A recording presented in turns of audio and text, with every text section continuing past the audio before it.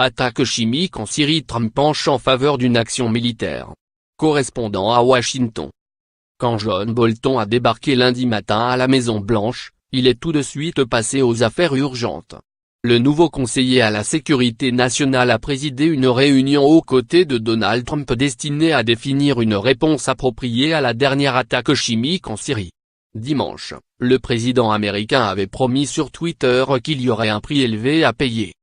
Selon son entourage, il penche nettement en faveur d'une action militaire, mais les agences de renseignement américaines ont demandé un peu de temps pour confirmer la nature exacte de la substance utilisée à Douma et l'identité des coupables. C'est atroce, on ne peut pas laisser une telle chose se produire, a déclaré le président lundi matin à l'entame d'une réunion de cabinet. Nous prendrons une décision majeure dans les prochaines 24 à 48 heures. Face à ce nouveau carnage, nous ne pouvons plus de nous contenter de répéter des mots. François Delattre.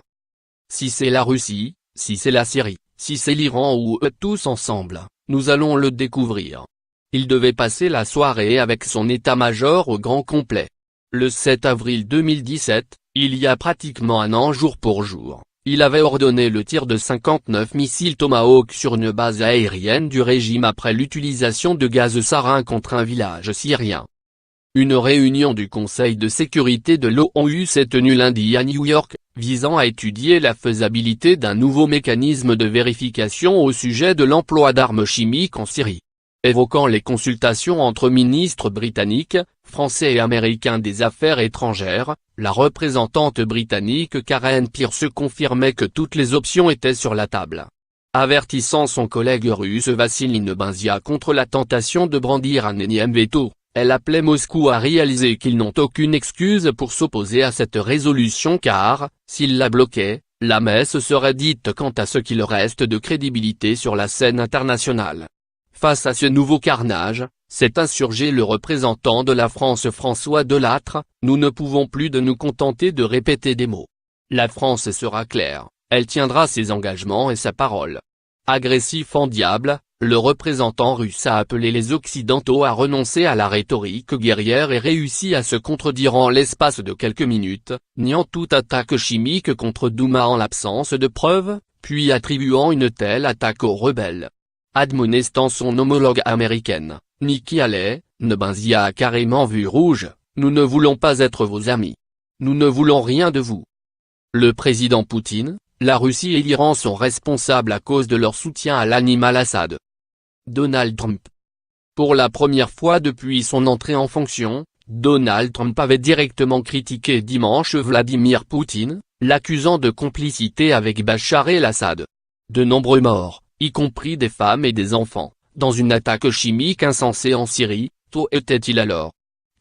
Le président Poutine, la Russie et l'Iran sont responsables à cause de leur soutien à l'animal Assad. Un prix élevé à payer. Il a aussi brocardé l'inaction de son prédécesseur. Si le président Obama avait respecté sa propre ligne rouge, le désastre syrien aurait pris fin il y a longtemps. L'animal Assad ne serait plus qu'un souvenir. Un moment décisif. Cette déclaration, semblant impliquer que les États-Unis auraient dû intervenir massivement en Syrie pour renverser le régime, contredit les prises de position précédentes du président.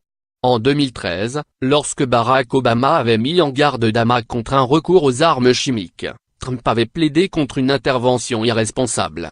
La guerre civile syrienne n'est pas notre problème, il ne faut pas s'en mêler, où était-il à l'époque? La semaine dernière, il soupesait le retrait des 2000 J déployés dans le pays d'ici environ 6 mois. Donald Trump est maintenant poussé de tous côtés à se montrer à la hauteur de sa rhétorique. S'il ne fait pas suivre ses paroles par des actes, il apparaîtra comme un faible aux yeux des Russes et des Iraniens, plaide le sénateur républicain Lindsey Graham. C'est un moment décisif, ajoute-t-il, visant les points sensibles du président. Il doit montrer une détermination qu'Obama n'a jamais eue. La sénatrice Susan Collins estime pour sa part que le président va maintenant devoir reconsidérer son plan en vue d'un retrait rapide. Beaucoup s'interrogent sur la stratégie derrière les tweets. Il n'y en a pas, déplore l'analyste conservateur Ruel Marc Gerecht.